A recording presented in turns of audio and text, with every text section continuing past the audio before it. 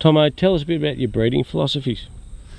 Well, Ben, as has always been the case since my father's time, everything we do here is about breeding easy-doing cattle that weigh heavy early. And it's our belief that that's what our clients need when they buy our bulls. They want bulls that are going to transmit genetics that give easy-doing heifers that'll rebreed, and steers that'll weigh heavy early that they can turn off when they need to. Everything here is about the cow.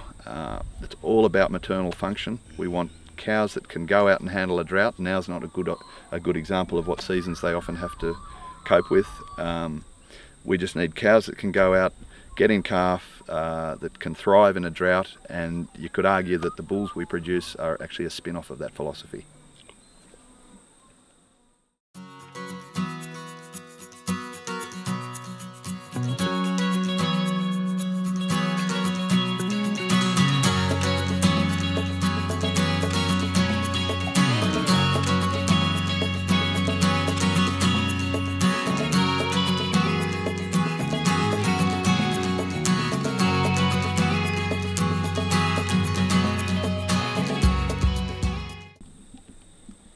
Tomo, breed plan's a big part of the industry these days. How does it fit with Millah-Murrah?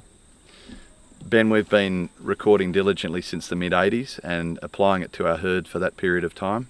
We're finding it increasingly reliable, particularly in certain areas. If you break it up into growth, fertility and carcass, in growth terms, we use it to give us parameters. We don't want extreme growth here on the tablelands. In a dry winter, the cows won't thrive.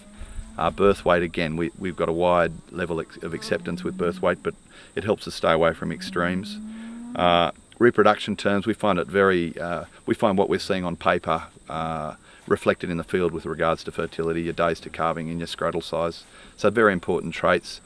Carcass, in terms of the downstream user, very mindful not to strip the fat off the cattle because we don't want to cause any detriment to the cow herd and the cow function, but we're trying to always increase eye muscle and IMF. But I think at the end of the day, if there's ever any risk of a trade-off between carcass traits and cow function, well, we'll always go for the cow function side of things.